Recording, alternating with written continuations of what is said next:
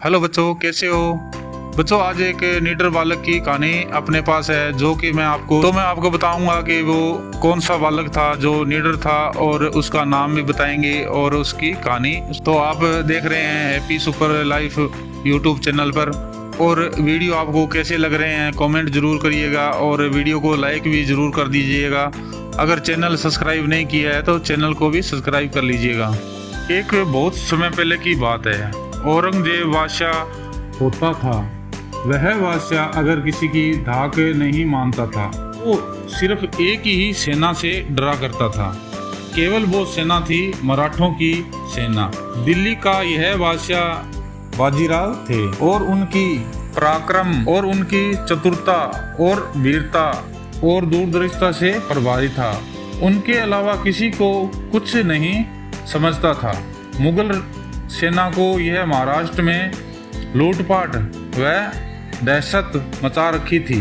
मुगल सेना घोड़ों पर सवार होकर ये सैनिक जब भी किसी गांव से होकर गुजरते तो फसलों को नष्ट कर दिया करते थे, और भेड़ बकरियों को भी अपने साथ ले जाते थे और उनको काट कर खा जाते थे। कई बार तो गरीबों की झोपड़ियां भी जला देते थे और उनकी स्त्रियां भी ले जाते थे। तो एक दिन क्या हुआ, उस दिन होलक नाम गांव के बाहर कुछ बच्चे अपनी भेड़ बकरियां तथा गाय बैलों को चरा रहे थे। अचानक उनका ध्यान नदी की तरफ उड़ते हुए धूल के बादलों की खिंचा पड़ा। सभी को पिछली बार घटना की कुछ याद आ गई। वे डर गए और अपने अपने पशुओं को घर की ओर दौड़ाने लगे। पीछे से एक बच्चे की आवाज आई। वो बोला, डरते क्यों हो?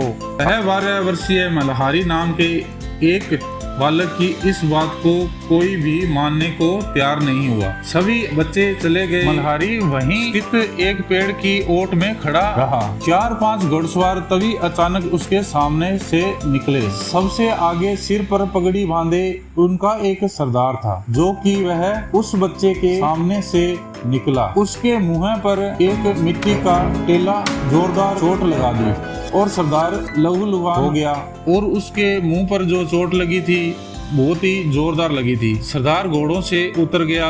तब तक उसके साथी भी पीछे से आ गए और वह बच्चा मल्हारी वहां से भाग निकला। सरदार ने कहा, आज अपना तंबू इसी गांव में लगाएंगे। इधर गांव की तरफ भागते हुए बच्चों को सरदार ने देख लिया। यह बात उन बच्चों को पता नहीं था कि ये सरदार बाजीराव पेशवा थे। उन्होंने अपने साथियों को निर्देश दिया कि गांव में जाओ और उस बालक को ढूंढ के लाओ जिसने मेरा मुंह लहूलुहान किया है। अब वह सैनिक सारे उस गांव में चले जाते हैं।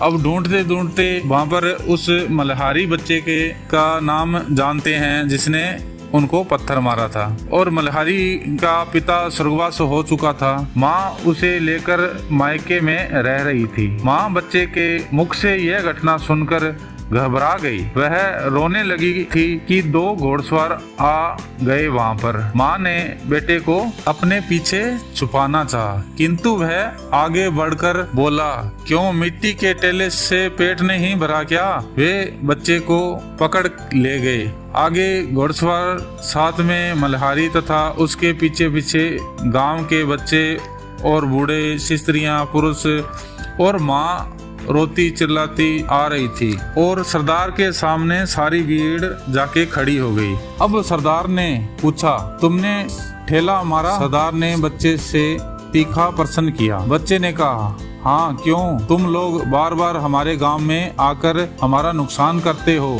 हमें परेशान करते हो, इसलिए। बालक का यह उत्तर सुनकर सरदार संकेत में आ गया। उन्होंने कहा, तुम बड़े ही बहादुर लड़के हो, तुमने बहुत अच्छा किया, लेकिन तुम्हारे पत्थर मारने से मेरा गाल घायल तो हो गया, जबकि मैंने तुम्हारे गांव का कुछ भी नहीं बिगाड़ा था। पेशवा सरदार ने बालक की मां को तथा उसके मामा को बुलाकर कहा, आप इस बालक को हमारे हवाले कर दो।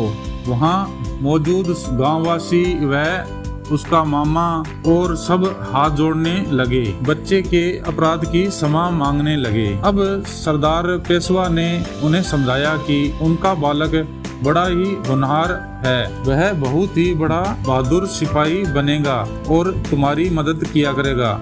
इसलिए वे उसे अपने साथ छत्रपति शाहू महाराज की छत्र छाया में ले जाना चाहते हैं। अब दोस्तों उसके सभी दोस्त और उसकी माँ और उसका मामा और गांव वाले खुशी खुशी बच्चे को जाने देते हैं। सभी को जब पता चला कि ये तो सब बाजीराव पेशवा हैं तो वे खुशी से उछल पड़े। आगे चलकर वह बालक बहुत बड़ा पराक्रमी तथा बड़ा ही शूरवीर सेनापति बना। तो बच्चों आपको ये मल्हारी लड़के की कहानी कैसे लगी? और ये कहानी राजा महाराजाओं के टाइम की है, जो कि मुगल राज टाइम में भी अपने को बहुत सताया गया था और मुगल राज बहुत समय तक चला। और जैसे जैसे अपने मराठाओं ने ये उनसे लड़ाइयाँ और युद्ध जीते जब जाके ये मुगल राज यहाँ से चला गया। तो ये कहानी आपको कैसी लगी? कहानी अगर अच्छी लगी है तो लाइक करिएगा और चैनल को सब्सक्राइब कर लीजिएगा। जो कि मिलेंगे अगली वीडियो में। धन्यवाद। Bye bye. Good bye.